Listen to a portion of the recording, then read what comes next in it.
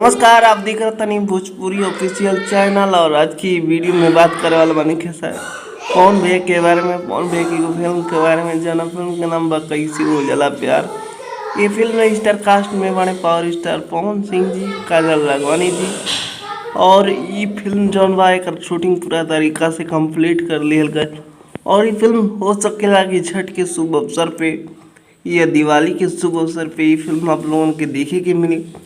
आगे भी डेट बढ़ सकता, लेकिन एक ट्रेलर दशहरा के शुभ अवसर तक आ जाएगा। देखिएगा पूरा तरीका से फिल्म के कंप्लीट कर लिया गया बा। और इनमें पवन भैया और काजल राघवानी के अलावा ये फिल्म में मतलब और भी भोजपुरी के बड़ कलाकार देखे के मिले हैं। तो आप लोगों के ये न्यूज कैसा लागल है और कैसी हो जाला प्यार पवन भैया की फिल्म के कितना देखे के इंतजार करते हैं, कमेंट करके बताएं।